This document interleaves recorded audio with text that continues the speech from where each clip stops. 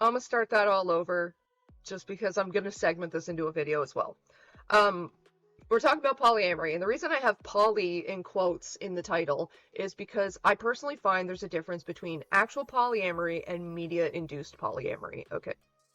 No, that's what I call media-induced. No, no, no. I'm starting up. I'll cut that out.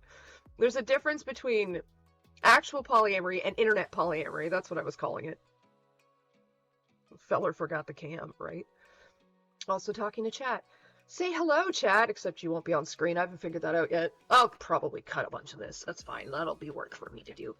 So, the difference between, like, actual polyamory and internet polyamory being everyone and their dog is polyamorous on the internet. You know, everybody on Discord is in a polycule, it seems, and, like, everyone's polyamorous, and it seems to be just so that they can cheat on their partners and have a free reign, like, hall pass, whatever. There's also a lot of people who seem to mistake open relationships for polyamorous relationships, okay? An open relationship is sexually based. It's you're going and having sex with somebody who's not your partner, but you're not going and having romantic or emotional connections with another person who's not your partner. Polyamory is having the capacity to have romantic emotional connections with more than one person without one taking away from the other. And that doesn't always mean acting on it either. Like, many people are polyamorous without acting on the fact that they're polyamorous, right? I myself am polyamorous. I have identified as polyamorous for like over a decade. My first marriage was a polyamorous marriage. He tried to have a girlfriend, it didn't work out. I tried to have a boyfriend, it didn't work out. And we will get into that, why it didn't work out and how that happens a lot. We did swinging for a lot too, and like I've been in multiple communities online, and not Tumblr, not Discord, not like regular social media. I mean places online that are for poly people, to talk to poly people about poly things, and nobody in the space is monogamous. Anybody who comes into these spaces going, I want to get my monogamous wife to open up our marriage, they're just like, this place is not for you, get the fuck out. Right? So I learned a lot from people who have had experience and have like positive experience and have gone through these things, and I went through a lot of it myself, my own experiences, and learned what does and doesn't work and why it doesn't work, which is why I have a lot of opinions on it. And there's a lot of people, especially online, people like Poppy, like my sister, who else? Again, everybody and their dog is poly on the internet. But those are like the two that I can name off the top of my head. They use polyamory as an excuse to just cheat openly with like no shame whatsoever. It's just their hall pass to be like, oh, of course I can like sexually come on to somebody in front of my wife because like I'm polyamorous, it's okay. They signed up for this. Oh, thank you for the subs, Mark. It's very sweet of you. And those people aren't polyamorous. They're just cheaters who want to cheat without hiding. They're just selfish people who want to have their cake and eat it too. Because being polyamorous hardly ever means acting on it, okay?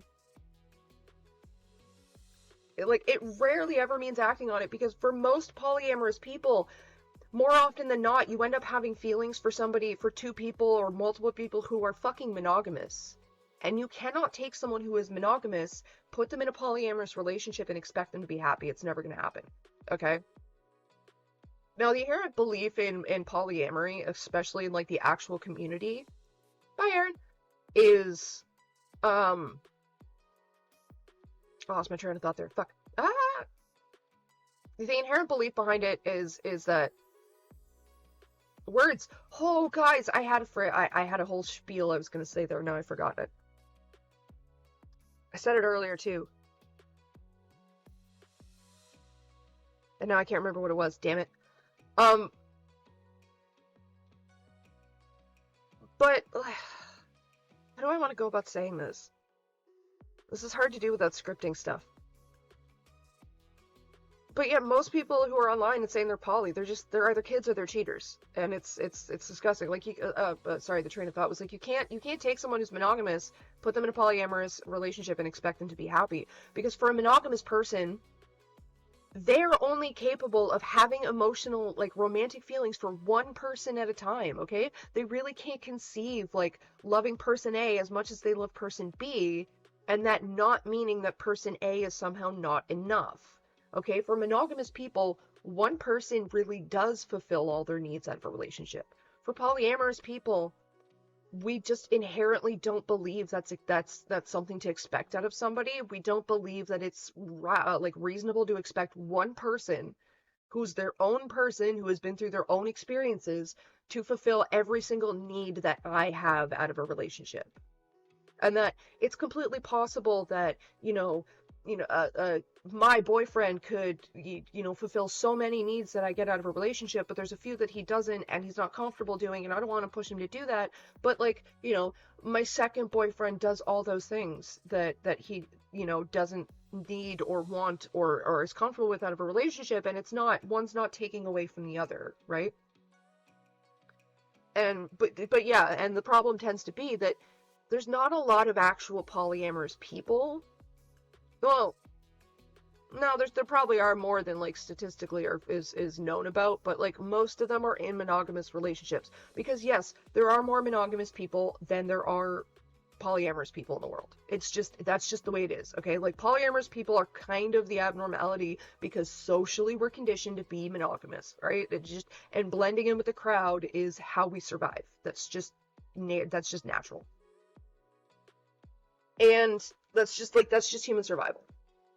So yeah, statistically, most poly people end up having feelings for multiple people who are monogamous, and it doesn't work. You can't force people to be, you can no more force somebody to be polyamorous than you can force a polyamorous person to be monogamous. Now, that doesn't mean a polyamorous person can't be completely fulfilled in a monogamous relationship.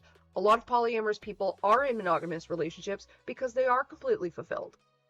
They just know enough about themselves to know, if I start to have feelings for somebody else, that one doesn't mean I don't love my partner anymore. It doesn't mean I'm going to or have to act on it. And it doesn't mean anything other than, oh, well, shit, there's something there. If I were into abnormality, say, it's like if I were into like going down that path, it feels like there's something there. Like I can confidently say I've got pretty strong feelings for more than one person, like currently. There's my boyfriend, and then there's two others, and the two others I don't talk to. I haven't talked to in years, and I won't talk to. They don't know. They're not going to know. Nobody's going to know, because it's not something I have to act on. I'm not missing out of anything out of my relationship. I'm completely fulfilled in my relationship. I don't need anything more, so why complicate matters by going and finding more? I also personally have a problem with polyamorous people who are actively searching for a new partner, okay? In everything that I've seen, everything that I've experienced, and everything that I've been through, and with people that I've talked to, most successful polyamorous relationships just sort of happen. Okay, it just sort of like falls together in the right, I'm sorry, I'm getting shaky here. Just sort of falls together in the right, circumstances. Okay, nobody was looking for anybody. It just kind of happened. The moment you have, in my opinion, the moment you have somebody, polyamorous or not, actively searching for another partner or a new partner, that tells me that you're actively searching for the hunt. You're not interested in a relationship. You're interested in the start of a relationship. You're interested in the honeymoon phase, the hunt, the give and take, the chase aspect of it. And once you've secured your prize, it's not fun and new and thrilling anymore. So you slap on the poly label and you go keep finding that fun and new. And that's why you see a lot of these Discord poly bitches constantly cycling girlfriends or partners or boyfriends out every 3 months or so. Like every 3 months, it's a new love of their life to add to the polycule. Yes, Poppy, I am talking directly to your fucking ass. Fucking going off on, what is it, Red Note, fucking Blue Sky, I don't know, the Twitter substitute, tweeting all the exact same shit that you tweeted about Noah, except it's like literally a different girl. Like, people like that have no interest in a fucking solid, healthy relationship. People like my sister have no interest in a solid, healthy relationship with one or multiple partners. They want the chase. They want the inherent predatory nature of trying to gain somebody's favor. And the reason why I say it's inherently predatory is because they're always the one hunting. They're always the one chasing more. They're never being sought out. They're always the one hunting. They're not the prey, they are the predator. And to them, poly is an excuse to prey on people out in the open and then try and shame you for telling them that they're a bad person for it. Like, there's a reason why, in general, you will more often find love when you stop looking for it as opposed to when you're actively hunting for it. Because when you're searching for a partner, you're spending all your energy and all your focus, and your mind is set on impressing people, trying to present the best side that you think is like you've turned into a salesman at that point. You're no longer a person. You're like a car salesman trying to sell a used car. Sorry to like call anybody a used car, but this works for me too. Like, it's the same for me. Like, I'm not trying to directly call anybody out. It's just human nature. You turn into a salesman and you're like, hey, look at this thing. It's shiny, it's new, we've buffed it all up, we've shaved, we've exfoliated, we wear makeup, but not too much makeup. We're not like those other girls, right? Like, you're not being authentic. So the reason why more relationships, when you're doing that sort of thing, won't work out is because you've sold someone on an idea that you don't have the energy to keep up long term. As opposed to when you're not looking for a relationship and your mindset's more focused on being relaxed, being comfortable, being you, enjoying yourself. And then the parts, like the naturally fucking appealing parts, come out of you that attract somebody who's interested in you at your relaxed. So there is no reason to be on all the time. And then the newness doesn't fade out of the relationship. Like, does it make sense what I'm saying?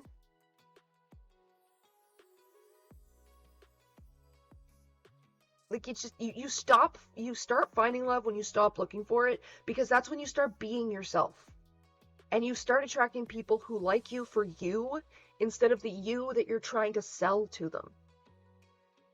The problem with poly people that are constantly on the hunt for a new relationship and a new partner and another member of the polycule is that they have to constantly sell themselves to somebody. After about 3 months, which is about as long as most people are able to keep like the mask up for about 3 months. 3 months average is how long it takes people to drop the mask. And fucking start paying attention and you'll notice it. A lot of these polycule relationships are cycling out new members every 3 months or so. Because the main member of the polycule, the primary partner, the predator, so to say, can only keep that act up for so fucking long. They can only sell somebody on that for so long. And then when people start getting comfortable, the predator gets bored. So they cause and stir up some drama, because drama is more fun than boredom and comfortability. And now they have the chance, the reason, and the excuse to go hunt for a new partner. Bye, Bella.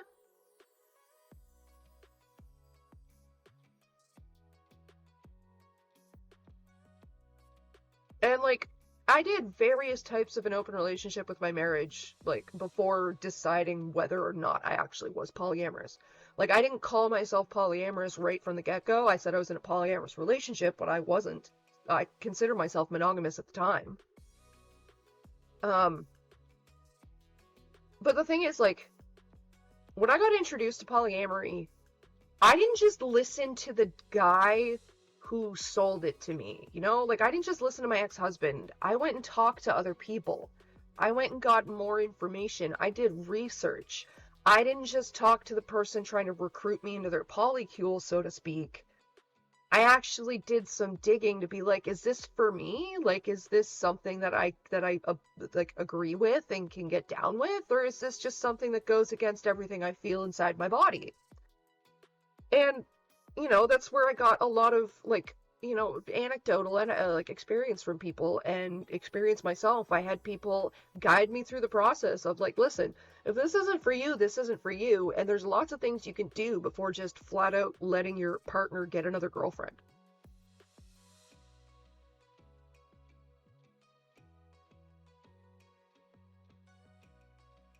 And like, I got catfished at 13 and 14.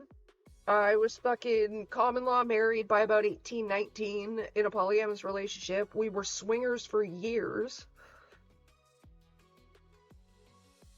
And I think it was Bon asked earlier what swinging is. Swinging is when, like, you swap partners with another married couple. Like, two couples, more or more, get together and just swap partners. There's finer details of it, but that's the gist of it, is just swinging is, like, swapping. And then, bringing it back to the very beginning of this, someone mentioned sister wives. The difference between sister wives and polyamory is sister wives is not polyamory, it's polygamy. Polygamy is the belief, or the relationship structure where there is, first streamer to not get banned for smoking. Yeah, they don't care. Doesn't seem to be anyway. But, so polygamy is the idea of one person can have multiple partners, but all of those partners only have one. Typically, the way you see it is one man with multiple wives. So the guy can, it's also a religious thing. I just don't remember which fucking subsect of Christianity that it is, or fucking Mormonism, or fucking, I don't fucking know. I am not a learned bitch in terms of all the subsects of that nonsense. What was I saying there? So yeah, so like, typically you see it as like one guy with multiple wives. The multiple wives all have one husband. They only have one husband, they can only have one husband, they all have the same husband. But that husband can have as many fucking wives as he wants to. That's polygamy, in a nutshell. It can go female, it can go like the other way too. It is Mormons. Thank you, Alyssa. I think it's like a subsect of Mormons, though. I don't think, like, I'm pretty sure Mormonism at one point branched off because someone was like, I want multiple wives, and someone else was like, fuck no, and he's like, I'm gonna make my own Mormonism. If I remember correctly. Not all Mormons. But anyway, like, it can go the other way too. Like, you can have a wife with multiple husbands, but all the husbands only have one wife. I don't agree with that inherently because, like, that's... you set yourself up for fucking failure. First of all, you just set yourself up for fucking failure.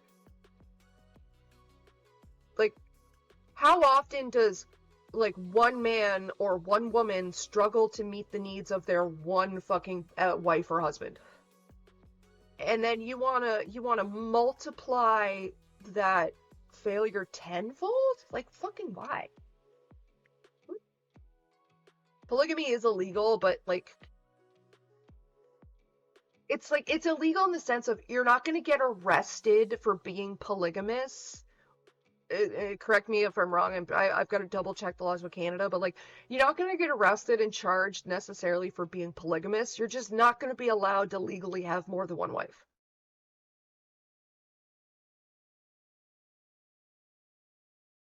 Polygamy sounds like cuckoldry. I mean, not necessarily, because, like, cuckolding is basically, it's like, I don't want to say is it a fetish? Yeah, I guess I would say it's a fetish or a kink more than it is like a relationship practice, because cuckoldry typically, is, what's the word I'm looking for? Specific to the bedroom, if you know what I mean. Like, cuckoldry is about, like, I don't know, cuckoldry's a mixed bag, because, yeah, it's more of a kink thing, because, like, technically there's aspects of cuckoldry that, like, arguably in swinging. There's people who would argue that simply, like, seeing your partner engage in sexual activities with someone else is cuckoldry, but, like, voyeurism isn't necessarily cuckoldry.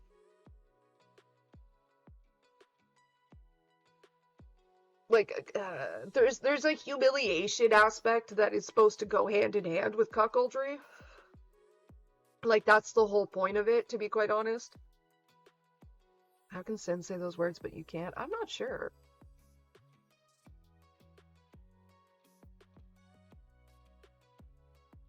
I don't have anything I don't have any monetized, or not, monitoring. Smoke keeps going towards the fucking camera. But yeah, like cuckoldry has an aspect of humiliation to it. Like, the whole point is, like, it's not just somebody else. Sorry. It's not just somebody else sleeping with your partner. It's like, I'm sleeping with your partner because you can't do it right. Do you know what I mean? Like, there's a humiliation aspect to it. You can, okay. I mean, I believe you. You have the power to. Despite that one screenshot that's going around that says, I'm your actual mom, what that was meant to say was, I'm not your actual mom, so I can't tell you shit. I ain't nobody's actual mom. I made sure of that. Twice.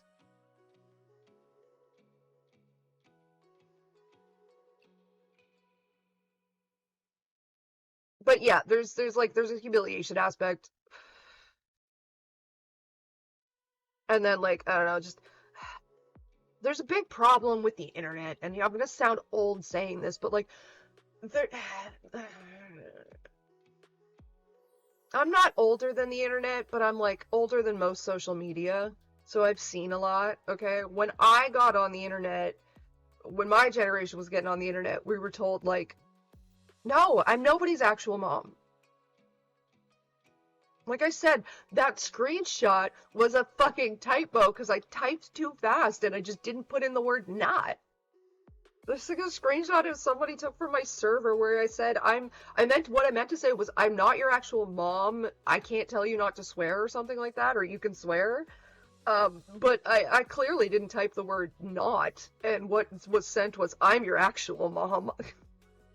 It's just, God, no. And, like, I think it's in the Fennec, it was in the Fennec doc, and, like, Fennec was spreading that around going, Courtney's trying to be a Discord mom. Bro. No, because that doesn't even make any sense. I'm your actual mom. Who would say that to somebody else? Oh, probably Poppy.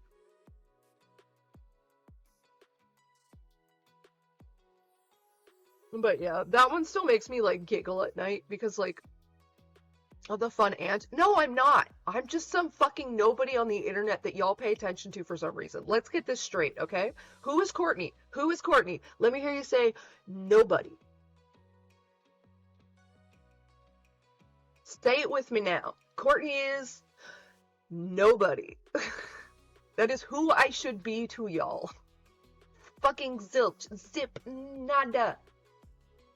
You don't know me, I don't know you, it's gonna stay that way.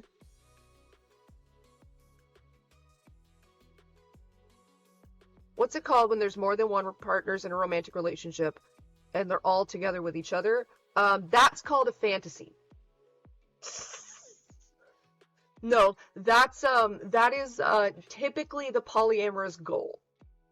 That's what the Courtney is nobody. In terms of y'all's lives, I'm nobody.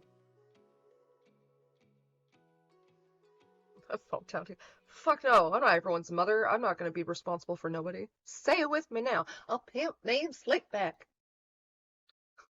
A streamer that talks shit. A professional fucking hater. Nobody.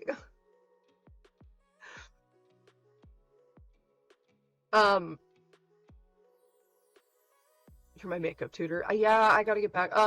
In terms of the makeup thing, I'm going to be when I'm waiting on money to come in, but I'm gonna be shooting a video for that soon, which is gonna be all about, like, color matching foundation and concealers and stuff.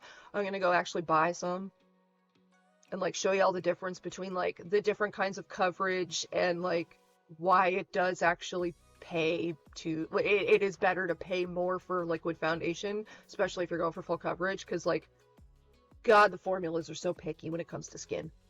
Ooh, meth. Can you guys not activate my autism, please?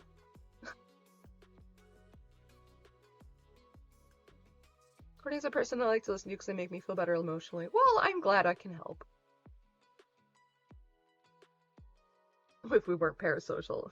See, okay, in terms of parasocial relationships, personally, I think the word has a bad connotation, which I think comes from, like, misunderstanding of it, I guess. Because there's like 90% of people's relationships in life are fucking parasocial, okay? Um, as an adult, most of your friends, and I say friends like this because they're not actual friends, they're not going to last very long, they're kind of come and go, and it doesn't really mean anything, it's just part of life. Most of your friends are going to be parasocial because most of them are going to be from your job, okay? So what's this polyamory relationship you want to talk about? Oh yeah, I just got right off topic, didn't I? So yeah, Georgia had asked earlier, what is it called when like more than one person are in a relationship with each other? That's a fantasy. And I say that as a joke because in polyamory, there is a term, called a unicorn, okay? And they're called unicorns because they don't exist. First of all, that's the joke. And the idea of a unicorn is like you have two people who are in a relationship, but they're polyamorous, and they get a third person into that relationship, so you have a triangle. So each corner is a person, right? You got person A, person B, and person C up here. So person A and person B are in a relationship, okay? Person A and person C are in a relationship. Person B and person C are in a relationship. Everybody's in a relationship, right? Everybody gets along, everybody's dating everybody, everybody's partner. That usually never works. And the reason why that usually never works is typically a unicorn is female because that's what most couples who are opening their marriage, red flag, are looking for. They're looking for a girl, a woman, a girlfriend to add to their marriage. They're looking for a girlfriend for the marriage. And the reason why that never fucking works out is because typically somebody, usually either person C or whoever decided to bring in person C, loses feelings for somebody.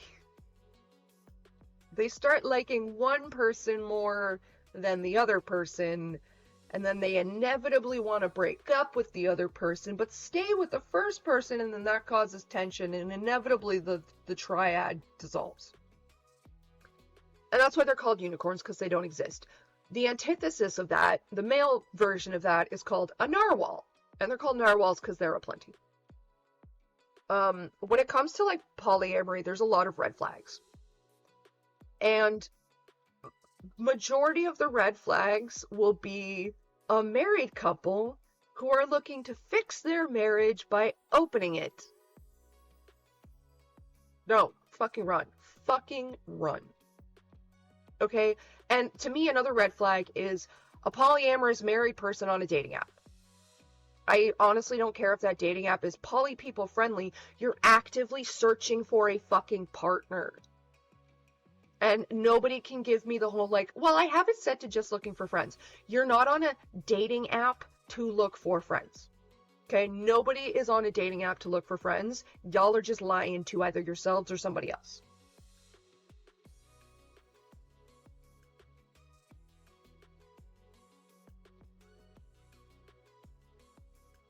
So, married couples who are deciding to open their relationship, especially after like 6-7 years of being married, run for the fucking hills, okay? Because what's actually happening in that marriage is someone's fallen out of love with somebody else, they have developed feelings for another person, and now want to bring that other person in so that they can shift the relationship without ever being single. Okay? They're bringing that third person in to push the second person out, to make them feel like their feelings for person C are taking away from them. They are not enough. They should leave. That's somebody bringing another person into their relationship to do the dirty work for them. That is a coward who does not have the executive function to do shit for themselves.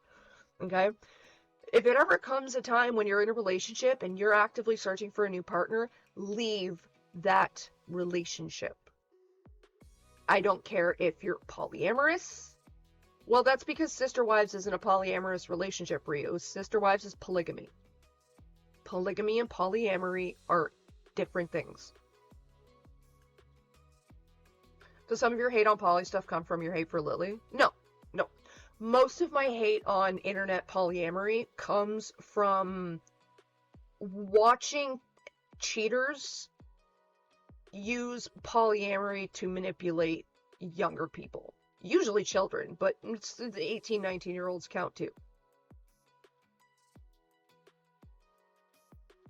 But no, I mean, like, I guess it doesn't really come from, like, it doesn't come from my hate for Lily, because, like, I don't have hate for Lily. Like, I pity her more than anything. I hate what she does to kids and like what she does to people, but I don't have strong enough emotions for that creature to hate it. I just like I pity it. I really do. I pity its entire existence. Um but yeah, my hatred, not it's not even hatred. My disapproval of internet polyamory comes from cheaters using polyamory and ruining, like, tarnishing the name of it, essentially. Like, completely dismantling the belief of it and using it, like, in the exact opposite way of how it even fucking is supposed to function. Like, if you're using polyamory to weaponize your feelings for somebody against somebody else, then you're not polyamorous, because you clearly don't have the capacity to have those feelings for two people without one affecting the other.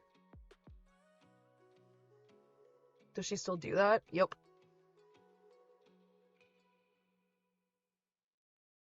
What's his name have also destroyed their family on Sister Wives. Hailstorm. Well, yeah, but I mean, like, even that's a perfect example. Mr. Man there was all like, I'm polygamous, I'm polygamous, I'm polygamous, until he actually found a woman that he fell in love with, and then let all of his, like, just kind of pushed all of his other fucking wives and let them go and let them leave, because he just wanted the one marriage. He wanted to be monogamous and didn't have the balls to say it.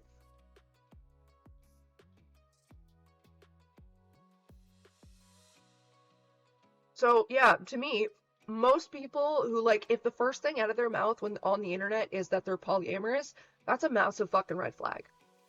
Um, Another red flag is no polyamorous person is going to try and convince a monogamous person to either be polyamorous, that they are polyamorous, or be in a polyamorous relationship.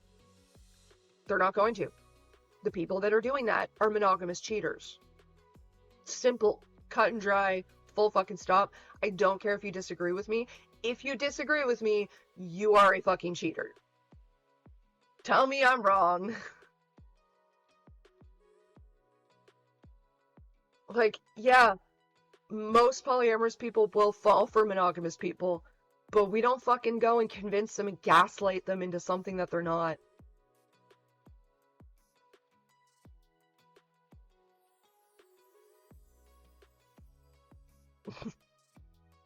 Whatever you do, don't read Flowers in the Attic. I know what Flowers in the Attic is. It's pretty hard to, like, be on the internet, talk about my sister without knowing about Flowers in the Attic. Do you know it's a whole series? It's not just one book, it's a whole series. Polyamory is about consent. Yes, exactly, mishmash potato sack.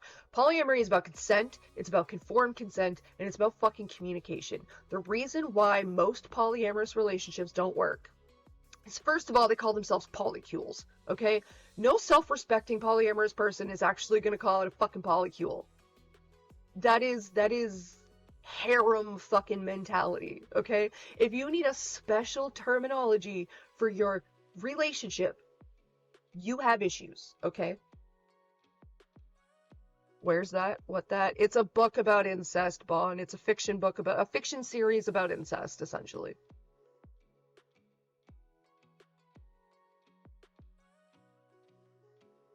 It's like, they made the first book into a movie. That's mostly what I know the synopsis from, is because I've seen, like, the plot of the movie through, like, movie recap YouTube channels, because I like those. Um, it's vaguely, a woman is inheriting some shit, but she's got to move back in with her family, but they don't know, her family doesn't know she has kids, so she has the kids hiding in the attic, and she's, like, abusing them and starving them, and so, like, you get a weird fucking almost Coffin of Andy and Lele-esque situation where, like, because these kids are so neglected and abused and forced into captivity with just each other, they develop a gross psychologically and physically incest relationship, and then the whole series goes on with them. It's not good. Well, okay. In my opinion, it's not good. Not that I've read them, because the subject matter is just fucking why. Just to take a break from the polyamorous thing for a second, why would you write that, let alone a whole fucking series? And you can't tell me that it's trauma-based. You can't be like, it's someone processing their trauma. Then why was it fiction? Okay? I have read books that people have written about their trauma. They're called fucking memoirs. And they write the truth of what happened, okay? Have you read A Child Called It? Has anybody heard of that book? That's a whole fucking series, too. They're memoirs by a kid who was actually horrifically fucking abused by his mother, and no incest. There's no incest in this. There's no sexual abuse at all in this book series. It's all physical, horrible, horrific physical, mental abuse, torture of a child, really. But that's a dude who wrote about his abuse and his trauma in order to help himself and people, and didn't make it a glorified fiction series where everybody's totally okay with it at the end. Kind of seems like Lolita, yeah. Except, see, I've never read Lolita either, and I've got no interest in it, but again, it's just one of those things where, like, if you're talking about my sister online, that book comes up. From what I understand about Lolita, it's written from the predator's perspective, and it's very villainizing of the predator, like, it's not forgiving. I think that's, like, the excuse people have made. But still, why did it need to be fiction? My morbid curiosity gets the better of me when I read memoirs. Yeah, same.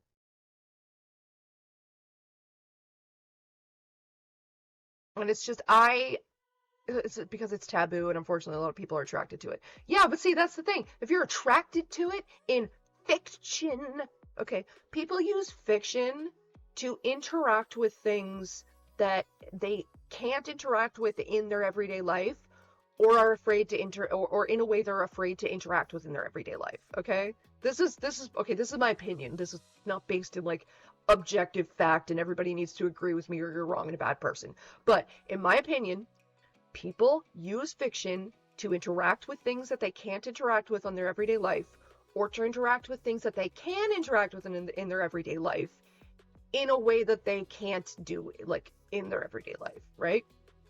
So, like, yeah, oh, the average, like, oh, I'm not a pedophile, I just like Lolita images. Yeah, because you are too afraid to act on it in real life, so you subjugate that with fiction. You subsidize that lack of action with the fiction of it. So in my opinion, if you're going to be writing fiction about a dude kidnapping a girl and then being a pedophile with her, that tells me something about your desire to interact with something in a way you are not comfortable or able to do in your real life, so you did it in a book. Also blame the publishers.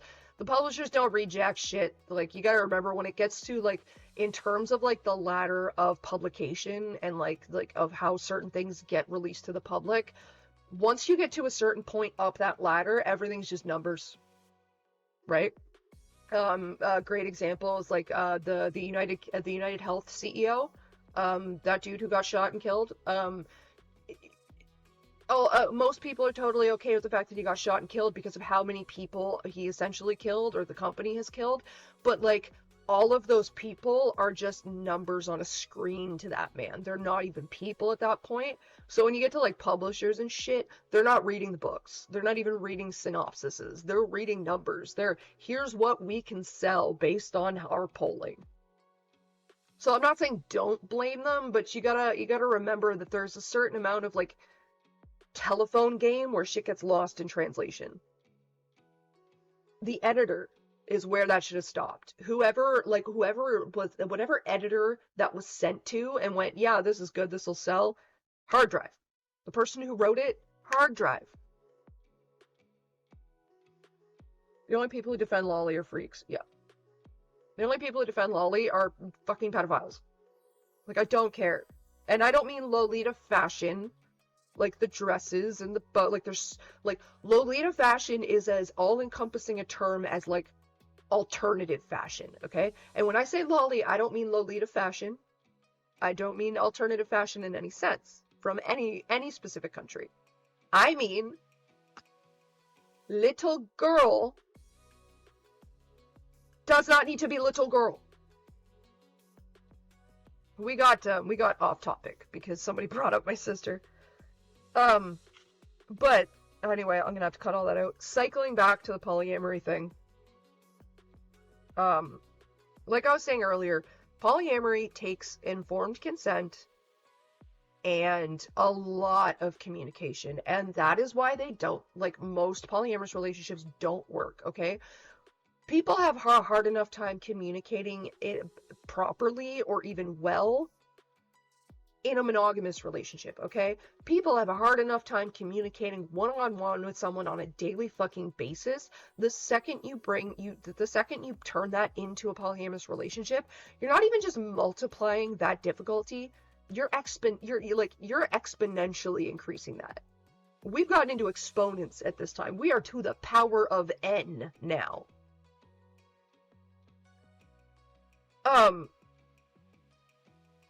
So like you take the average person's miscommunication over the grocery list and turn that into who's going to see whose partner which night, and that's like such a much bigger fight.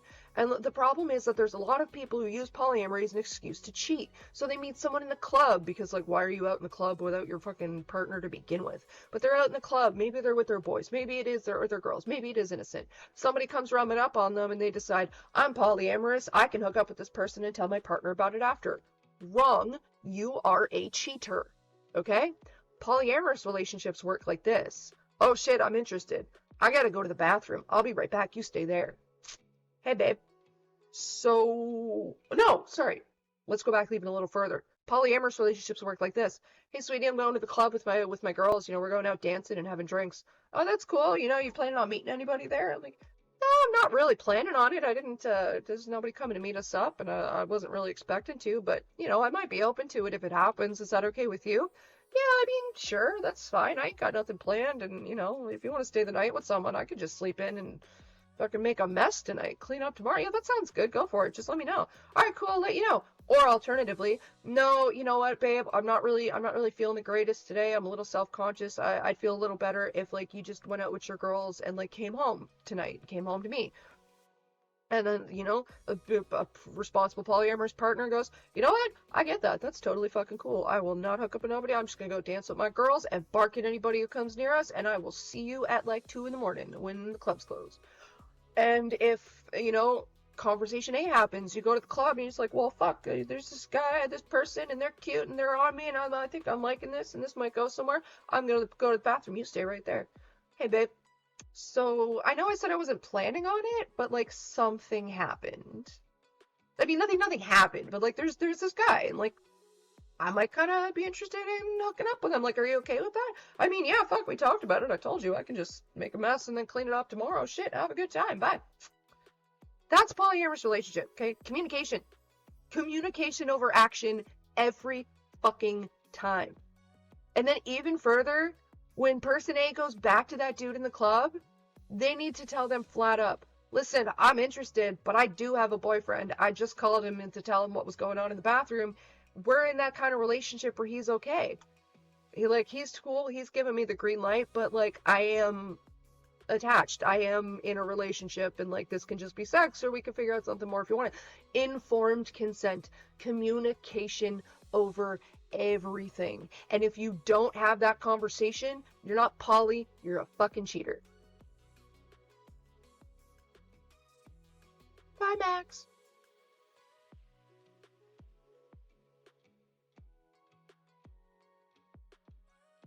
I dated a guy who was poly. He wrote it down before we were dating that he was poly on his introduction website, and I don't care if it's because I'm dyslexic and didn't get that. And then he got another partner, and I cried because I thought he cheated.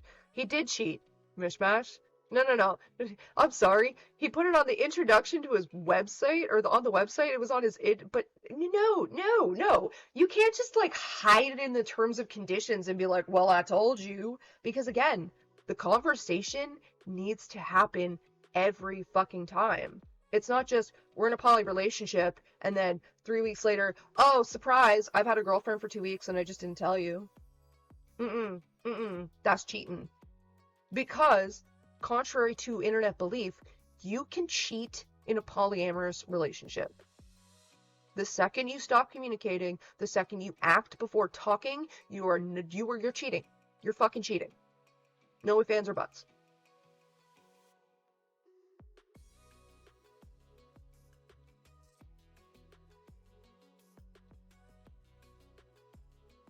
Don't want to get you on Lily again, but she's poly. She's not. That's the thing. Like, okay, first of all, you can't call yourself polyamorous when your entire experience in relationships is strictly online. Okay? Bitch, I don't even think you know your sexuality at that point, okay? When most of your sexual encounters have been non-consensual, all that is known about you is that you're a rapist, okay? You don't know if you're poly because you ain't had a relationship. You don't know if you're straight because you ain't had a relationship. You don't know if you're a lesbian because you ain't had a relationship. Girl, no. You have the insight to your own fucking... What's the word? Identity of the 14-year-old that's still cooking. Your first relationship online, okay? Lizzie lived in Ontario, and she was not leaving Ontario. Yeah, you visited a few times, but your relationship, online. You do know your sexuality before you act on it. That's not necessarily true, Alyssa. How do you think closet gays happen? There's a lot, like, fuck. I thought I was straight until I was 28 and realized, nope, I'm pansexual, and I've always been pansexual.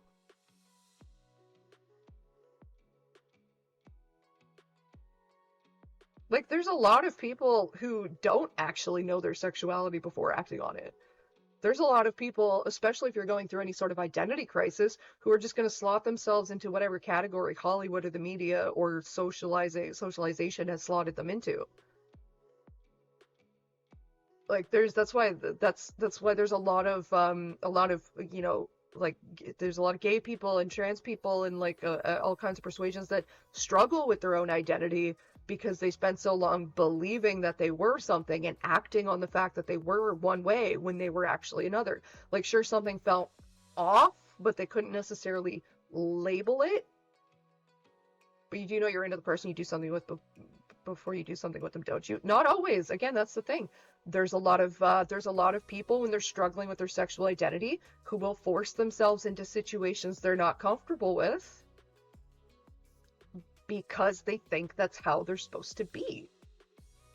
Like, think of like the average, like, I hate to use like Hollywood as an example, but I didn't go through like questioning my identity kind of like adolescence, so I kind of have to use media and other people's experiences to draw on.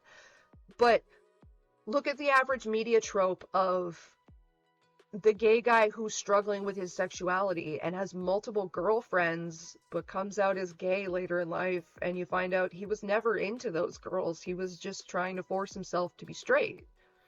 Now, that doesn't mean like nobody knows before acting, but there is a certain amount of guesswork where it's like it's like trying new foods for the like to be honest. No, Alyssa, don't. It's not supposed to make you lose hope. It doesn't mean you don't know yourself. It is very like if you know things about yourself and you know you're not forcing yourself into a situation, you know yourself, okay? You know your feelings best. So if you know something about yourself, trust it. We are talking polyamory, just in and out. There's also the fact that like you can be one way at one point and that can change. Like if in your soul you know and think and feel that you are a lesbian, that is perfectly fucking valid, and bitch, who am I to say you aren't a lesbian? It's also perfectly fucking valid if in 30 years you decide I'm not actually a lesbian, I'm straight. I don't support sexist polyamory. Okay, mishmash, that's not polyamory, that's polygamy. Polygamy and polyamory are not the same thing. Polygamy is not sexist polyamory. Polygamy is polygamy. Polygamy is the belief that one person can have multiple partners, but those partners only have the one husband or wife. Polyamory is equal on all sides. Same cosmic. But circling back to what I was talking about, like the human experience is a very individual thing, okay? So what's true for one person is not always going to be true for another person, and what's true for one person is not always going to be true for that person, okay? We're fucking multi-celled organisms. We're very complex organisms. We grow and change all the time. So especially when you're young, okay, it's like I was saying earlier, it's like trying new foods, okay? Your sexual identity, your gender identity is like a lot like political beliefs too.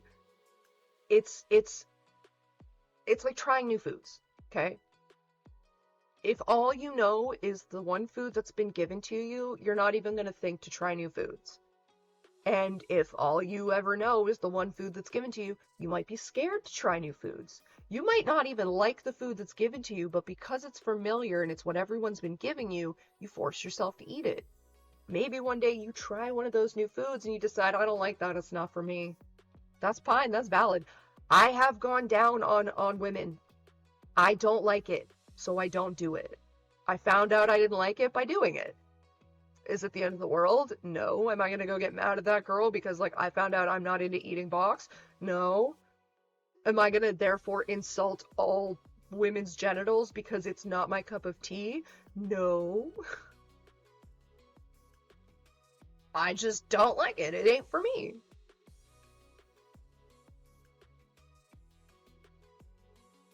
Exactly, Georgia. And, like, the thing about when you're a kid, when you're young, when you're not even just a kid, just when you're still pubescent, when you're still cooking, okay, your experiences are limited, and majority of your worldview is shaped on what you see in your life. And that's typically your parents and the media you watch.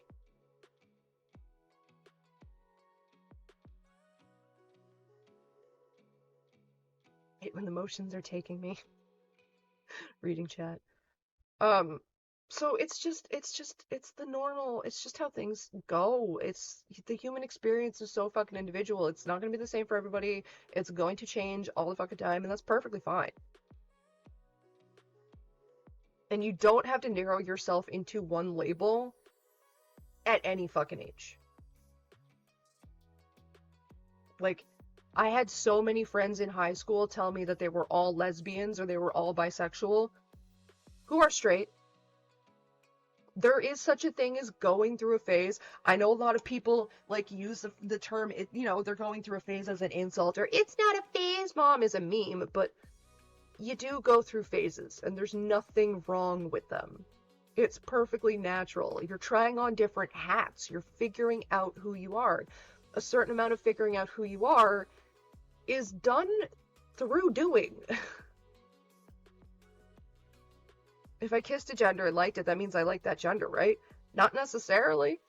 Could be that you just like kissing. Could be that to you, a mouth is a mouth. You like the act of kissing more than you care who those lips are attached to. Case in point, I won't date a girl. I won't engage sexually with a girl, but I'll make out with a girl because I like making out.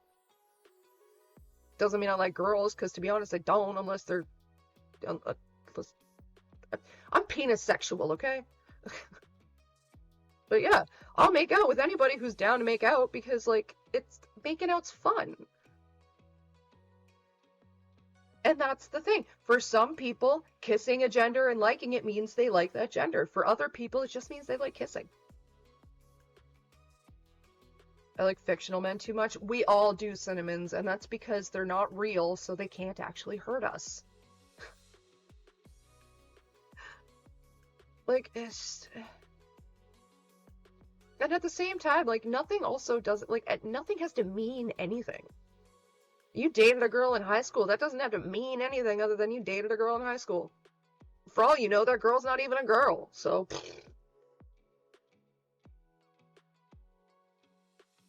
Sometimes I have a little imposter syndrome because I find women way harder to hit on than men. Like, I'm pretty sure I'm still bi, but women are beautiful and they scare me. Listen, being interested in something doesn't necessarily mean acting on that interest. Like, you don't have to.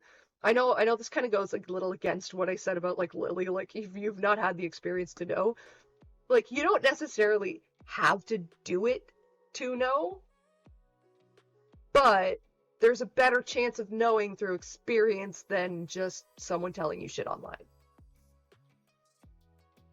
You don't know what you are, that's valid. It doesn't matter. That's the same. That's the other thing. Is it? And I don't mean it doesn't matter as in like nobody cares. It doesn't matter. It doesn't matter in the sense of like you get to dictate that always and forever. So if you don't know, perfectly fine. If you know, perfectly fine. If you're more than one thing, perfectly fine. If you're still figuring it out, perfectly fine. Because it's yours to dictate. So it literally doesn't matter what you decide. Because it's only you get to decide it.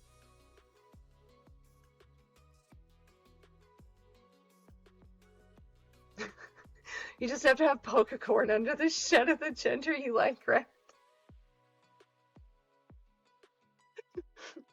See, that's the other thing, is like, in terms of like sexuality and gender identity and sexual identity and shit, you like, not everybody sees gender in terms of sexual attractiveness, you know? Like, in terms of like demisexual and demi-romantic people, it's more about like the connection you have with the person than the physical body that that person is in, right? So like one thing does not necessarily always mean the other for somebody. Like, you know, you making out with a girl might be something you like because you like girls. Me making out with a girl might be something I like because I like making out. Joe Schmo making out with a girl might be something he likes because the girl he's making out with is just a genuinely good person and like really generous and kind, and that's why, and those aspects are why it makes making out with them pleasurable, you know? Like, there's so many different things to it. I just Firstly, I've been unlabeled my whole life. My first kiss was with a girl. I kissed a girl, I liked it. You forget, I come from the generation where most of us were making out with our best friends as practice so that we weren't embarrassed when it came to kissing boys. Quite literally, I come from the generation of like, oh, you've never kissed anyone? You don't know how? Do you want me to teach you? Like, do you want to practice? Like, yeah, like, swear to God, most of our sleepovers were only girls, and we were playing spin the bottle, 7 minutes in heaven, and truth or dare. We're all daring each other to kiss each other, because like it's safe practice.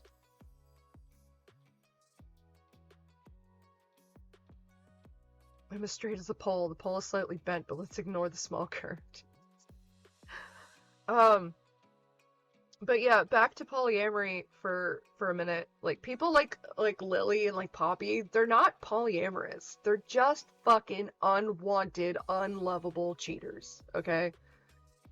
Because it doesn't matter. You could give like either of them the perfect partner who dotes on them hand and foot, has a trust fund, is a nepo baby, has all the money to pay all their bills, has property. They get to do nothing but just be waited on hand and foot, and whatever whimsy their little heart desires they get, they still gonna look for more.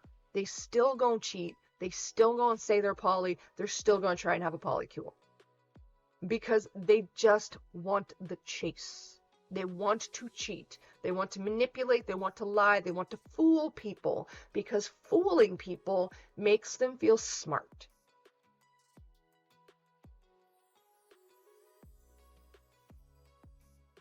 God, I wish I was a millennial. No, you don't, Nullbird. Gen X is the generation to be.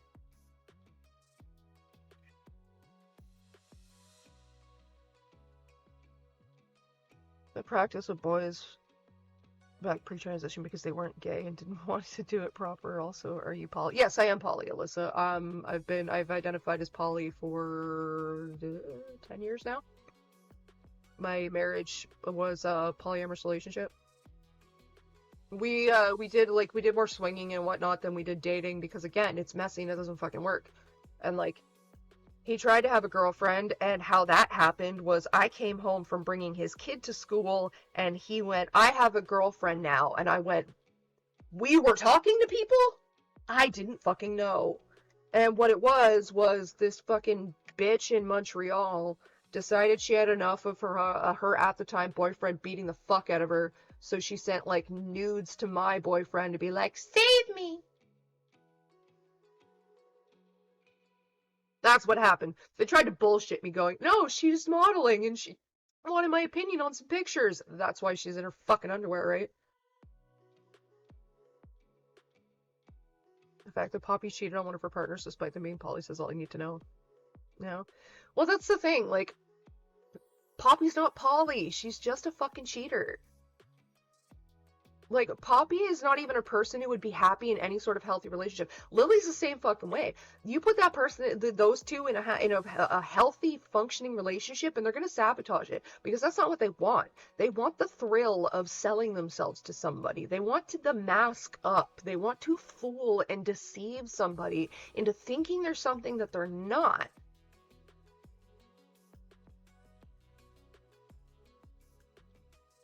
Speaking of different generations, my brother and I had a fit last night because our dad told us that he and mom bought a house for $30,000. Yep.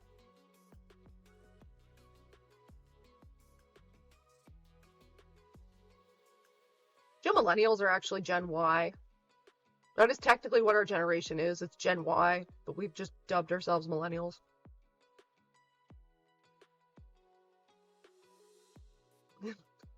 Oh, the life-size Gardevoir plushie. Yeah, somebody dropped that in my Discord server and was like, well, we know it's on Lily's Christmas wish list. I don't even know what I am, because I wouldn't cheat, because ew, sex, but like romance and kissing, maybe mouse stuff, but not actual stuff. Well, see, the thing, Alyssa, cheating is more than just sex. You can emotionally cheat, you can romantically cheat, you can cheat without having sex. The phrase eatin' ain't cheatin' is a lie, it is. Cheating involves the moment where you're lying to your partner about what you're doing with somebody else. At least in my opinion.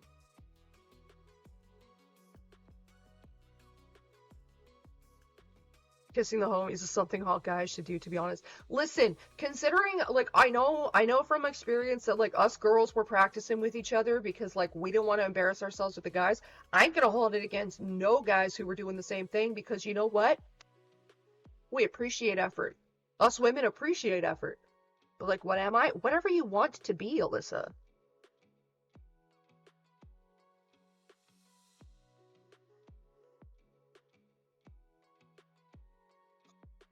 That's the thing. The human experience, sexuality, and gender identity and stuff like that is such a fluid fucking thing.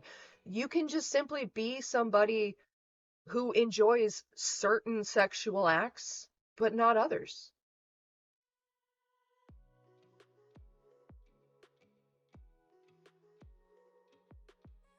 Nothing happened because he got turned down, right? Oh, it's fine because nothing happened. Okay, but if she said yes, what's my thoughts on Lily's partner? I got thoughts on Michaela, but they're not kind or sympathetic. But I'm biased because Michaela has, like, literally drawn depictions of my fucking abuse. Oh, well, thank you.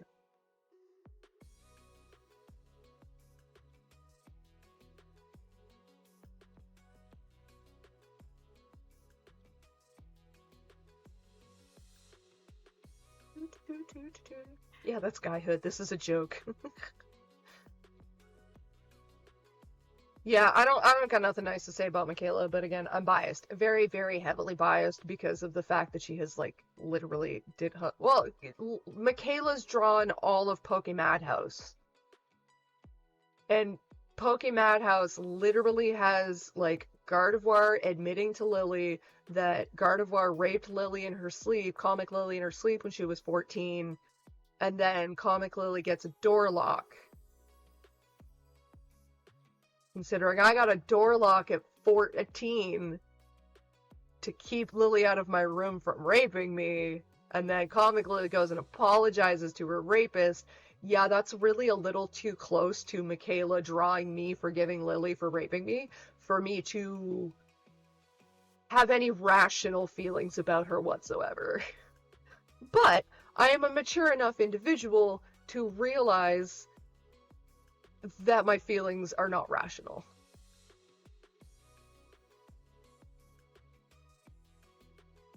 Could you do a tutorial on hair dyeing? Kind of in the vein of makeup. I mean, yeah, I could.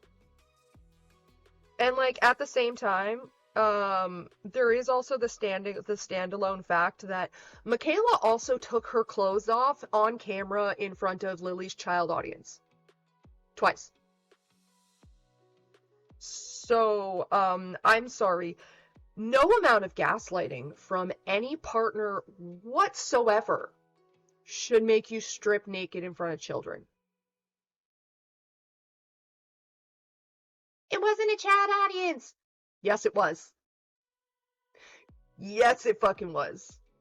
And considering, Michaela, you've been around since Ginger was 14 and sending fucking shit to Lily, you know it was a child audience.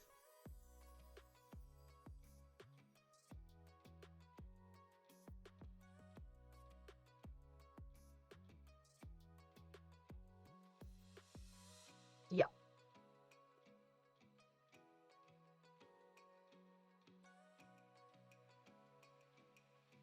Wait, Michaela went fully nude on camera? Yes! Yes. Yes. Lily had one stream where she and Michaela both took their shirts off. And then she had another stream where she and Michaela got fully naked, and all Lily was wearing was this fucking cultural appropriation necklace that she said she totally got from her dead grandpa. Yes, Ginger was 14 when she started asking Lily about her bra size and telling Lily she wanted to like hook up with her, and like asking Lily if she got the nude art that Ginger had sent to her. I need fire. Yes, yes. There's fucking screenshots going around of like Lily even saying, yeah, you gotta be 18 before I let you in the inner circle first. No, she got encouraged.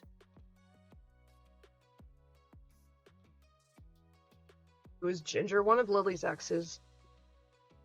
And also for a former grooming victim. They dated for a hot minute. She was in the polycule. Oh, one of Lily's avid defenders. They dated for a little bit. She was in the polycule, and then they broke up, I guess. But Ginger sticks around. No, she wasn't Ginger. Or no, she wasn't Ryu. She's still a little sycophant.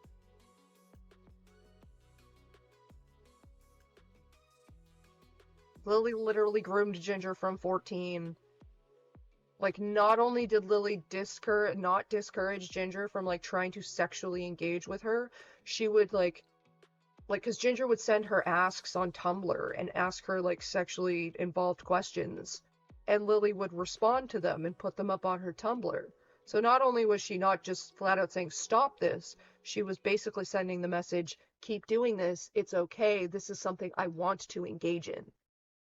Do I feel sorry for Ginger? Well, yeah, no 14-year-old deserves to be fucking groomed by my pedophile sister.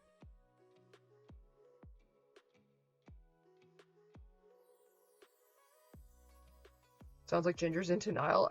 Most grooming victims are. Like, that's kind of the whole, like, that's the whole point of a groomer doing the fucking groundwork that they do, is so that when people come and go, like, come to the grooming victim and go, this isn't right, this isn't okay, like, somebody shouldn't be doing this with you. The groomer's already put the work in going, no, it's perfectly fine. It's because, like, nobody else gets it. It's because you're more mature. We have a special bond. You're just special. Like, they don't get it. Like, all that work of grooming somebody is literally done so that when somebody goes, hey, yo, this shouldn't be happening, the grooming victim goes, no, it's fine. What are you talking about? You just don't get it, okay? You just don't understand our bond. That is, like, that's literally grooming.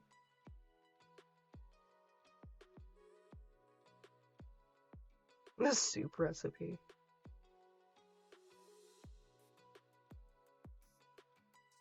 It's like, when that fucking Fennec doc was going around and Fennec was trying to accuse me of grooming Bonneberry, There was like a bunch of people who approached Bond and was like, listen, we're concerned, we want to talk about it, and Bond was just like, nope, nope, no, everything's fine. And I had to be like, dude, you can't react like that. You can't just blow them off exactly like a grooming victim would. You have to fucking talk to people. You have to listen to what they're worried about, because it might be that they're misunderstanding something. Like there's no secrets, there's nothing to fucking hide.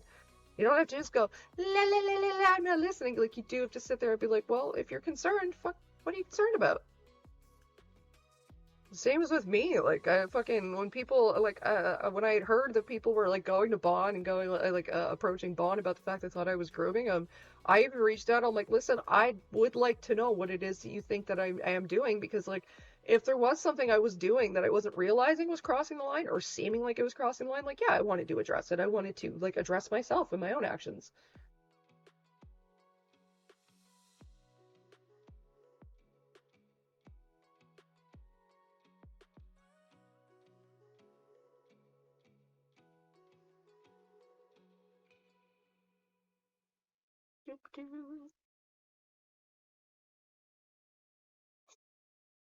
Yeah, well, I mean, at the same time, Bond, like, it's fine.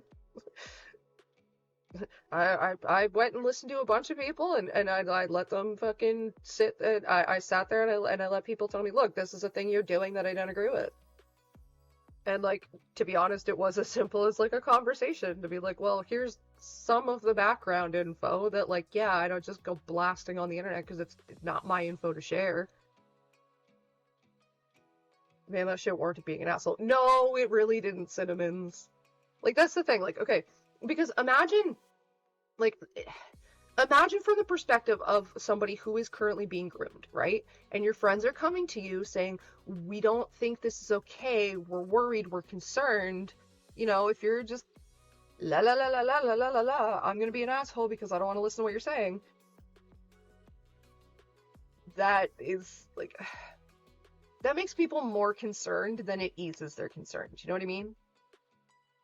Like, whether you are an actual grooming victim or not, but, like, from the perspective of somebody who thinks their friend is being groomed, or someone they care about is being groomed, or, like, being preyed on, that is going to make them feel more worried than it is less worried. Like, you're really, like, if that is a moment where you catch more flies with honey than vinegar, and just, if you're not actually concerned and you're not worried, then you will be willing to sit down and have a conversation about it, in my opinion.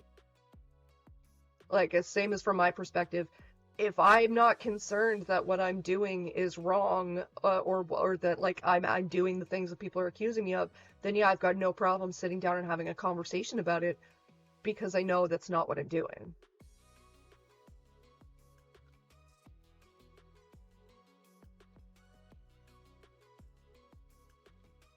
At least with the damn document that was put out. I mean, so it got fucking taken down and Fennec disappeared off the internet, and, like, uh, jack shit really fucking happened, other than, like, Malcolm trying to tell me off on in the middle of stream where he's like, I'm going to publicly disinvite you from my Discord server. It's like, honey, I already stayed out of your Discord server because you have people who financially support pedophiles in there, so I'm good. He did delete his account, Cinnamons. That's the funny thing. Did you get rid of the fly? Nope. He just showed up. He just buzzed by my face. Okay, if I vent real quick, because my cheater ex used to always give me a hard time for being poly when we argued, mono relationship, but he literally cheated on me, so I felt totally gaslit. Oh, God. That's one of those situations where he's giving you a hard time because he's the one doing it. Do we hate Ant, or is he cool? Listen, you guys feel however you want about Anthony. That's my rule on that. Y'all form your own fucking opinions. We are not a collective. We don't do nothing together. Kibosh and that. Who is Courtney? Courtney is nobody. That's right. So y'all form your own opinions about everybody. Myself included. I, personally, don't like them. I got reasons to. I got nothing against people who personally like them. They must have their reasons to. And that don't change nothing for me. It don't change nothing about my life. You liking Anthony does not change a single thing he's done to me, so That's right, Alyssa. Nobody. See you in a bit, Cinnamons. So yeah, everybody feel how they want to about people. Aunt, Cy, Lily, Poppy, me. I don't fucking care. This is Anthony. No, it's another YouTuber. I've got issues with him because he likes to talk on my mental state and he likes to make grand fucking assumptions on shit he doesn't know about and then act like some great slight has been happening to him when he talks to his community tab about being worried for me but doesn't ever tell me. But again, those are my personal reasons for not liking him.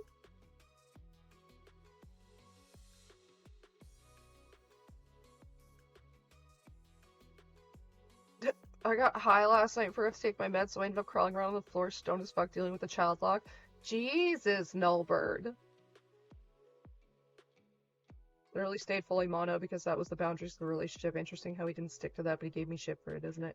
That's kind of what, like, cheaters will do, though. Especially serial cheaters. Like,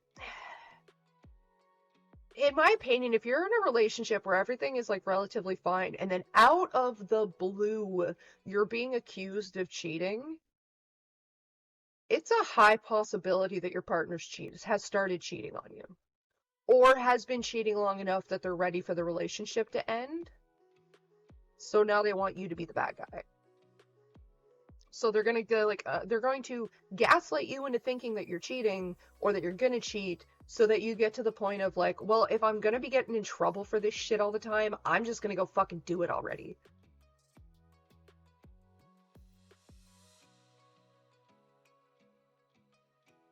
I hate the child thingy on the bottom. The child lock.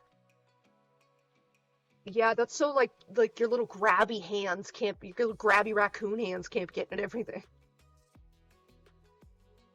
Because pills and candy look too much the same.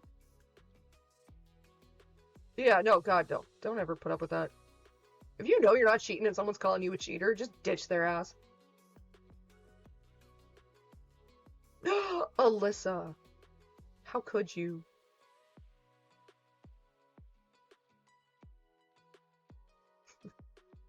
Nullbird, get yourself a daily pill organizer. They're a lot easier to open. I need my pills!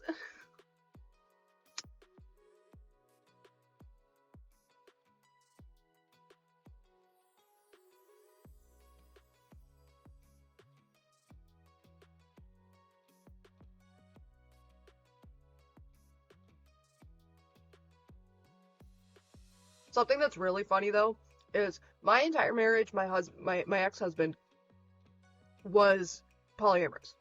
Okay, sticking point for him. He was polyamorous, and I struggled to accept that I was back and forth for a good while. But towards the end of the marriage, I had solidified myself in the realization that no, I'm polyamorous. I have the capacity to have feelings for multiple. Yeah, the whole room's jiggling because you guys are on a bed and it's wiggly. Yeah, I have the capacity to have like feelings for more than one person at once without one having to act on them, or one taking away from the other, right?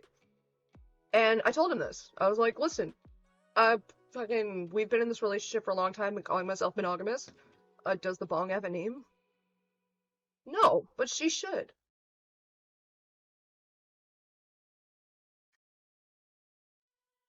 And I told him, I was like, yeah, you know what? I've decided that it's time to accept that I am polyamorous, and I'm gonna fully embrace this and like all this shit. And his response was, I don't want a I don't want a polyamorous relationship anymore. I want a monogamous relationship.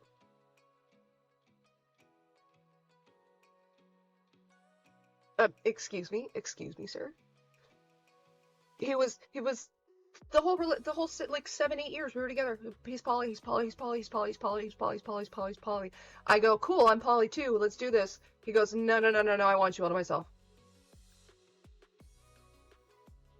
Ah, so we're not Polly. We just like to cheat. Did he cheat on me? Yes. Not a lot. I mean, like, I consider me coming home to him going, I have a girlfriend, and finding out there's pictures sent, I consider that cheating. I consider any sort of romantic conversations happening without my consent and knowledge to be cheating. I consider any sort of romantic action or physical connection action that is considered either sexual or romantic happening without my consent or my knowledge to be cheating.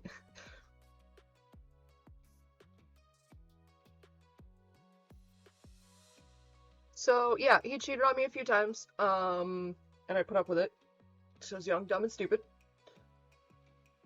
But it's fine. Like, technically, it's all even because like I did technically cheat on him right before I left him because like I knew I was leaving him. I knew the marriage was over, and opportunity came knocking. I didn't say no. I'm not condoning cheating.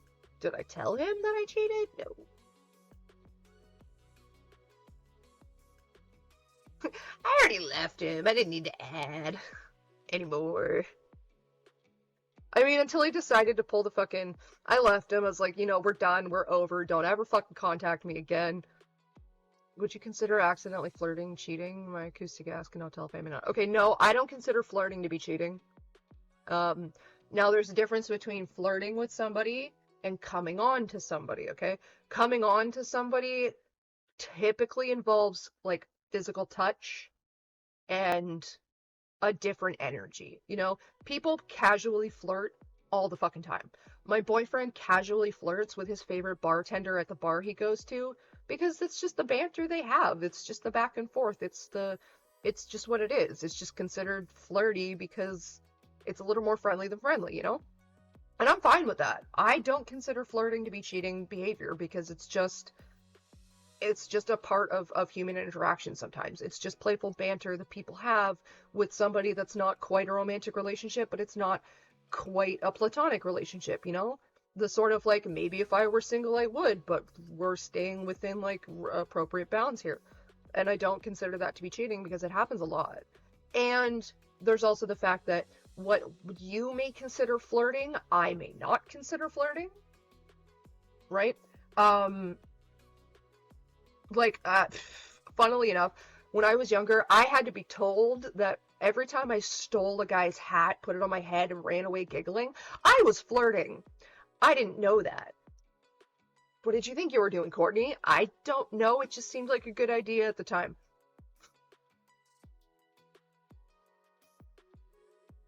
I think the person cheated first. It isn't morally equivalent, personally. Well, two wrongs don't make a right, and to be honest, I don't believe anyone should stay with a cheater. I don't believe that once that trust is broken, it can never be gotten back. Because sure, you can say that you're going to let it go and you're going to move on, but as the person who was cheated on, you are going to second guess every single pause that happens in your relationship going forward. It doesn't matter if they've stopped cheating or if they've continued cheating. Your brain is always going to be on the lookout for signs of them cheating. You are always going to be like, he took too long to answer, he's texting somebody else again. He took an extra shift at work, he's going to see somebody else again. You're never, ever, ever going to get over that. And in my opinion, it's better for everybody to just dissolve the relationship. It's not the same, but like the answer to somebody cheating is not to cheat back, it's just to leave. Do you think it's okay to get with someone you know is a cheater, cheated in a different relationship? Rule of thumb, Alyssa, if they will cheat with you, they will cheat on you. So just go by that. Like, if you got with them through cheating, they're absolutely going to cheat on your ass.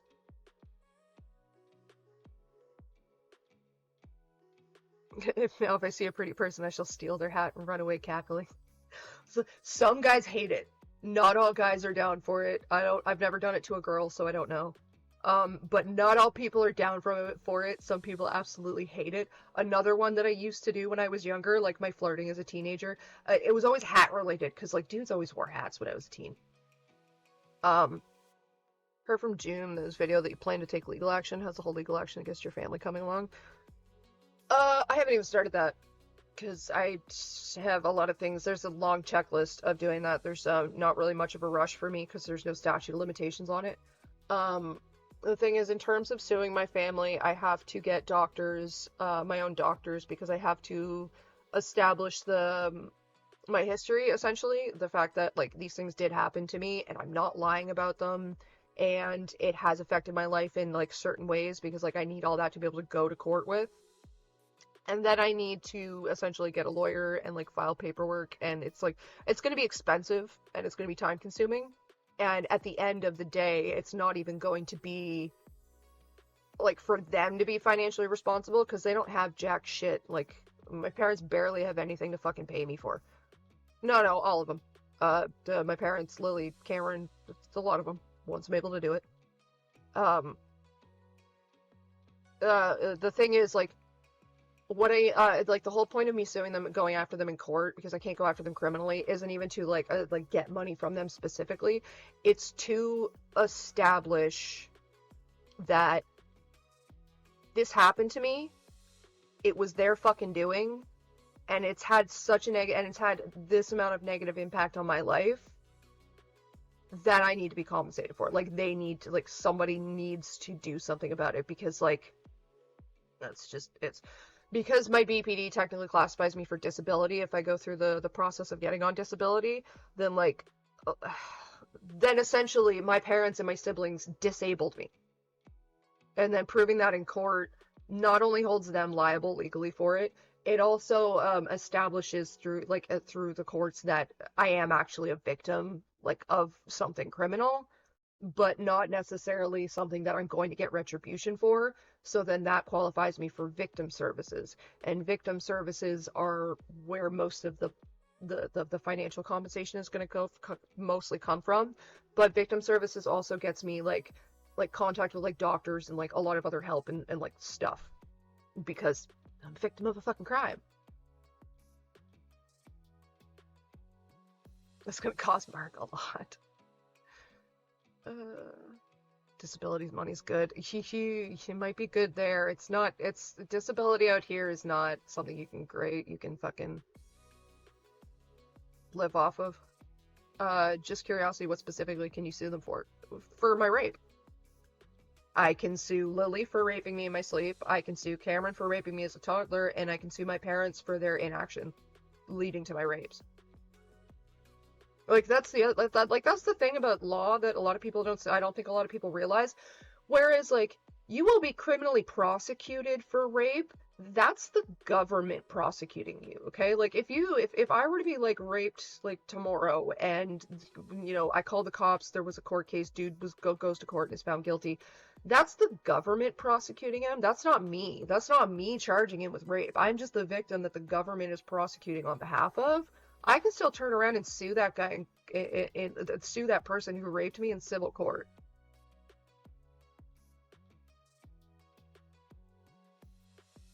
Like, that's the thing I think a lot of people don't seem to realize is, not only can, like, you go to court for criminal charges, but then you can be, like, sued for those criminal charges. Like, it was proven in court that you did this, now pay me.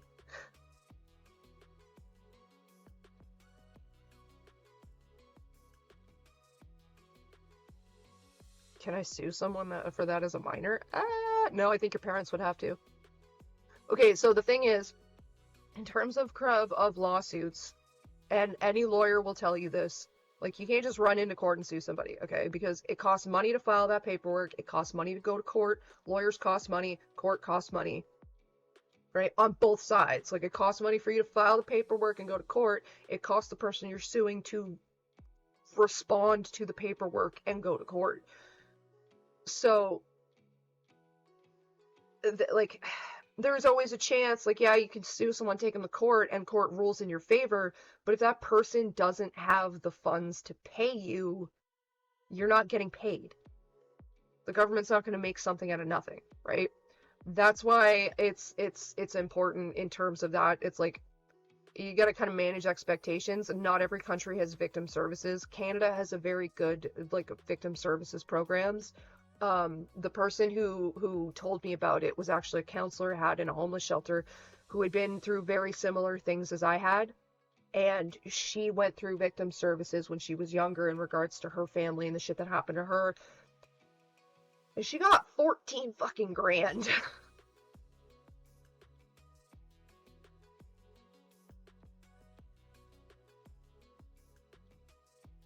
What if I don't want to tell my parents or I don't know the person who did it? Well, you can't sue somebody you don't know. Like, you need somebody's legal name and address to have them served with paperwork.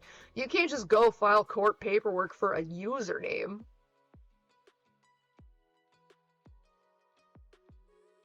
Just out of curiosity, how old are you, Melissa? You said when she turned 16, so I'm guessing like probably Cinnamon's age. But yeah, no, you need somebody's like legal government name and residence to sue them, because like literally like someone has to go like and hand that in person. You can't just drop off like court documents in a mailbox. They have to be not a username. It happened IRL. Well, yeah, you need the person's name, name and address, because like that court paperwork has to then be hand delivered in person to the person like who you're suing. That's why Anthony had to contact me for Lily's address and full legal name so that he could have her served. Oh, you're about to turn 16th on the 26th. Oh, happy almost birthday. Alright, what time is it? I gotta grocery shop today. I gotta go soon, I think. We got half an hour? We got 15 minutes, and then I gotta cut the stream. And then somehow turn it into a video.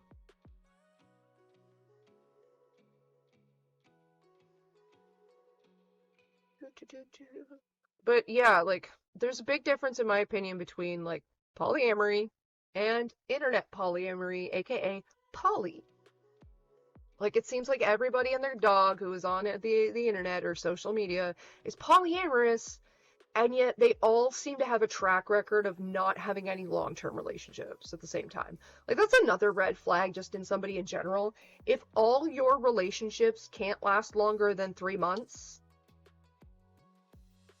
or under a year, if that's your track record, is just honeymoon phase relationships only, you're not... You shouldn't be in relationships, let alone be calling yourself polyamorous.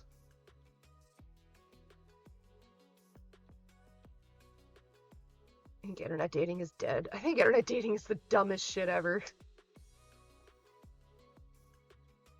No offense, but I mean, okay.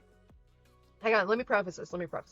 I don't have a lot of dating experience because I've been pretty good at long-term relationships. What'd you miss, Bridget? We were almost ending the stream. You have missed the entire stream.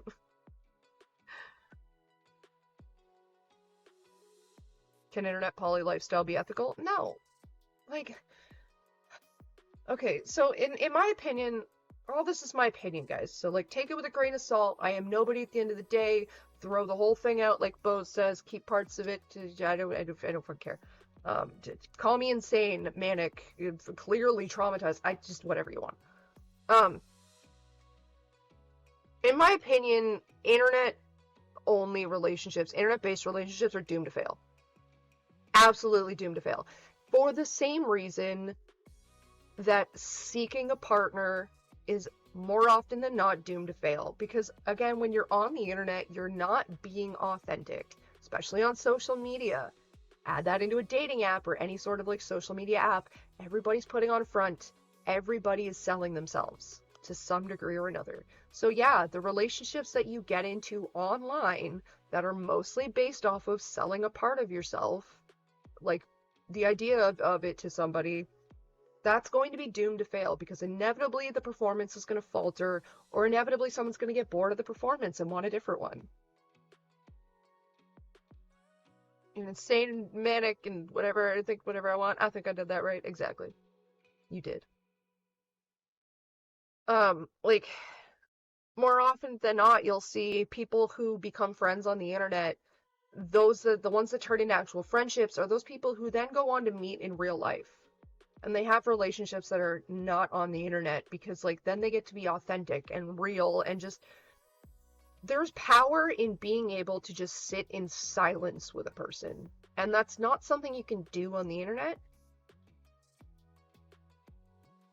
I also personally think that it's a bit of a red flag if somebody constantly needs to be in a relationship.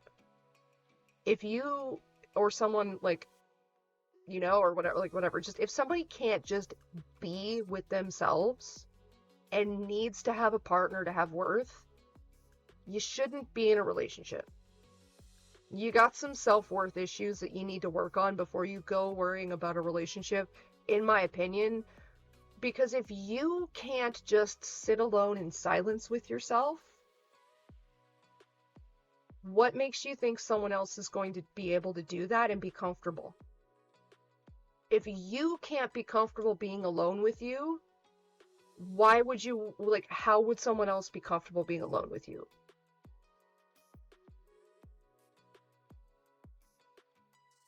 You know what I mean? You gotta, like, there really is this, like, sentiment too. You gotta love yourself before you love anybody else. You don't even have to love yourself, okay? You have to like yourself before anybody's gonna like spending time with you. Because if you don't like yourself, it fucking shows. Even when you're trying to mask or put on a front, it shows. People can, like, smell it almost.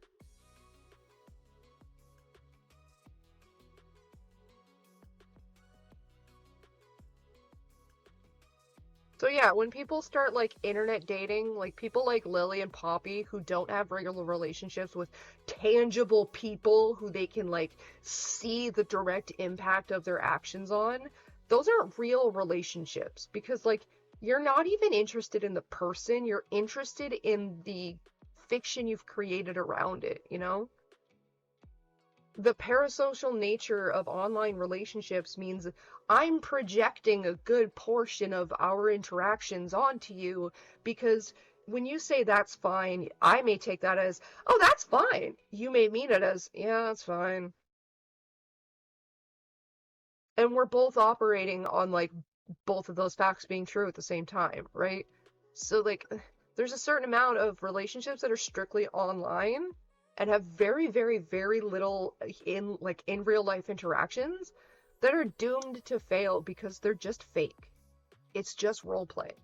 The world's worst role play.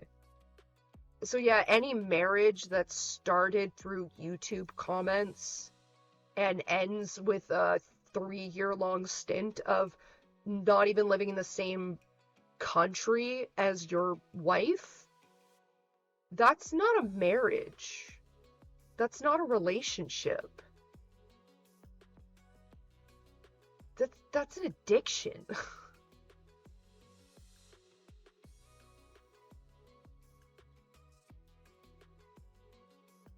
Like, I've lived with both of my partners for like multiple years. I've not only been in the same country as my partners, but province and even household.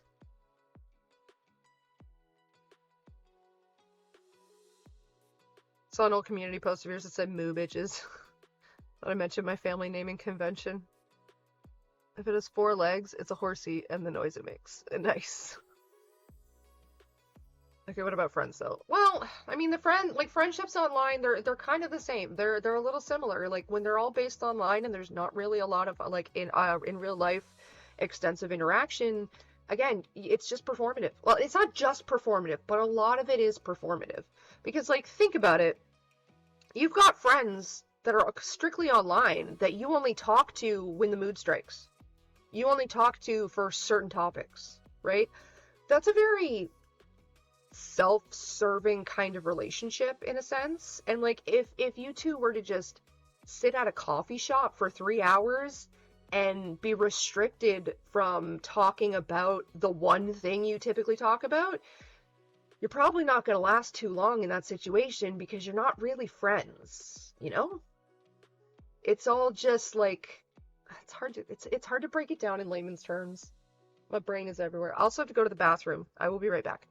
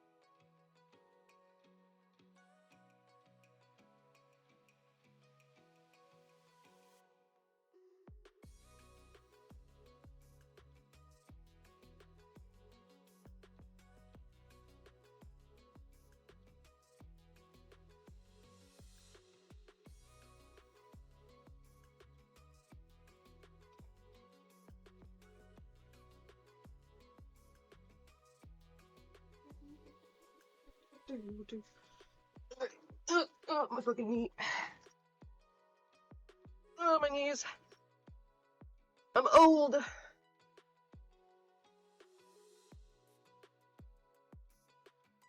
Okay, so what was I saying about friendships, online friendships? And actually, I was just thinking about it while I was in the bathroom. It ties back to what I was saying about parasocial relationships earlier. Most online friendships are parasocial. But that's not a bad thing, okay? Like, most friendships you'll have in adulthood are parasocial because they're typically going to be coworkers. And the reason why coworker friendships are mostly parasocial is because the only thing that's making you friends to begin with is your proximity to each other. The only reason you started talking is because you share a space regularly.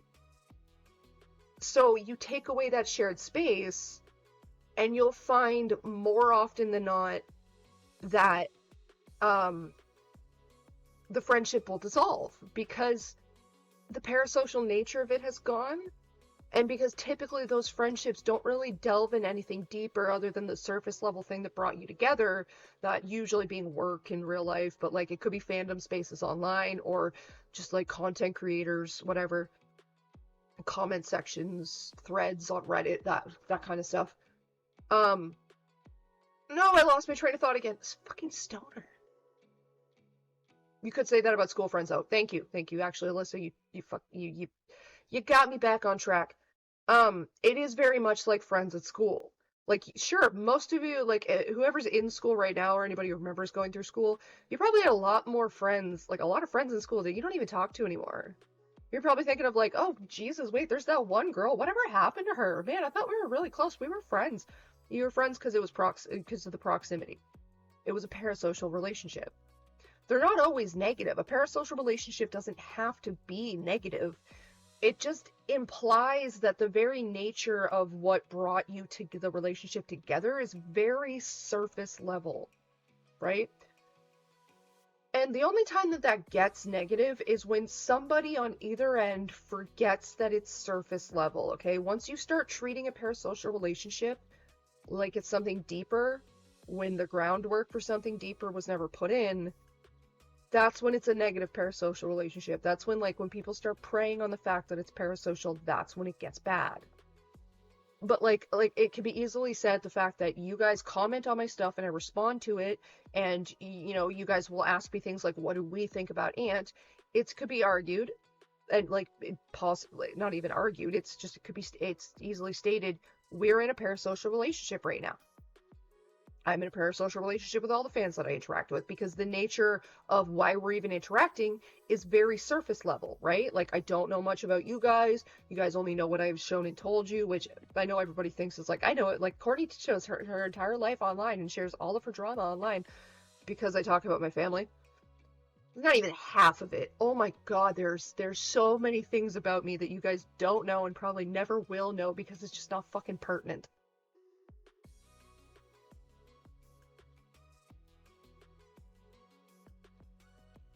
In a relationship with Courtney? Listen, the word relationship means a vast amount of different things.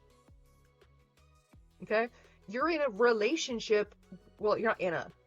We're not in a relationship. No, I don't like the connotation of that word. You have a relationship with Courtney, and that relationship is parasocial in nature. Just like you have a relationship with your parents, it's platonic and it's familial in nature. You have a relationship with your friends, it's, platonic in nature. So no, you are not in a relationship with Courtney. You have a relationship with Courtney that is parasocial in nature. Yeah, well, that's different. Like, yes, you can absolutely, but see, Mark, that is different. You can absolutely take a parasocial relationship or a surface level relationship and, evolve it into a tangible, actual friendship or like deeper relationship of like a platonic or familial or romantic sense in any way, shape, or form. That is absolutely something you can do. Just because something starts surface level doesn't mean it can't go surface level. The problem is when you forget that it is surface level. Relationships is a way of interacting with each other. Yes. You have an interaction with a person that is defined as a relationship. Where do I put the relationship with Courtney when I'm sleeping? Preferably in a well-ventilated and heated area, not in direct sunlight, and water daily.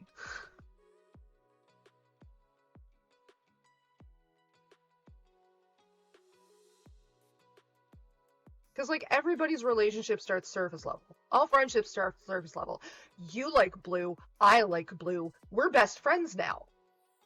And then, you know, through like a couple of play dates, you realize not only do we also like blue, but we also like Bluey and Blue's Clues, and, you know, it goes deeper. Plus, I like you talking about how bad my sister is.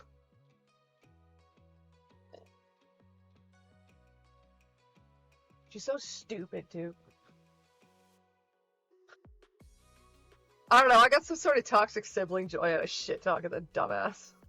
She makes it so fucking easy, too. Plus, it's my role. It's my job, okay? I'm a sister. It's literally my job.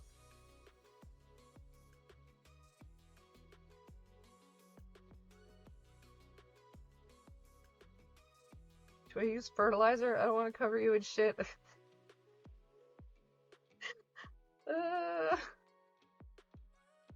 One day you're gonna be a special education teacher? That's cool.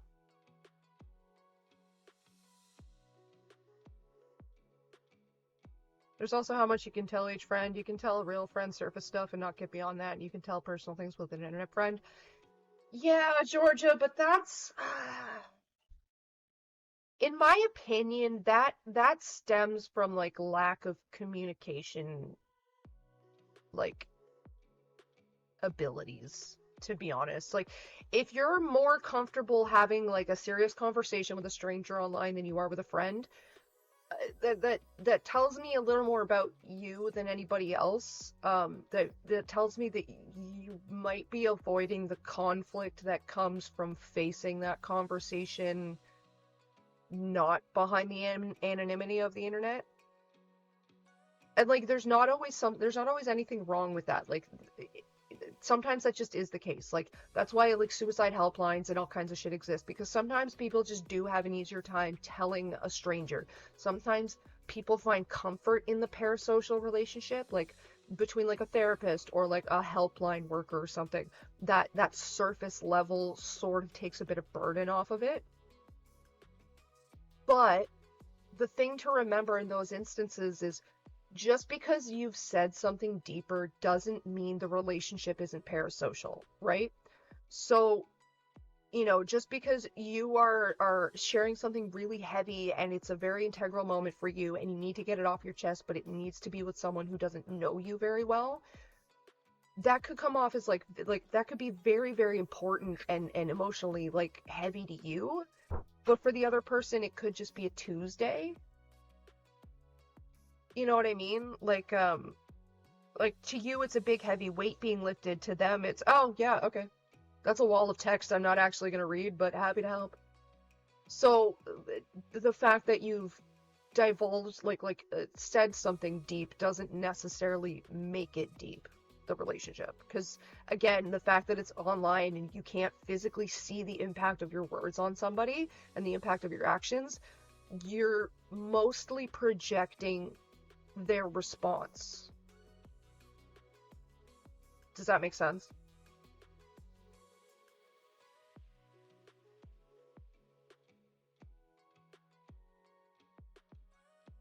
Alyssa, I really hope you're being facetious on purpose. Tell me you understand the phrase, it's to him it's a Tuesday.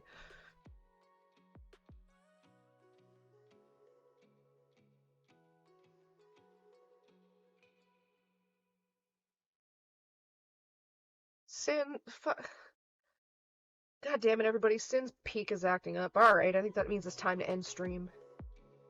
Yeah, I went a little longer than I meant to.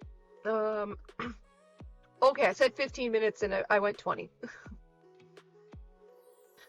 Okay, I have adulting to do. I have to go grocery shopping and then cook, so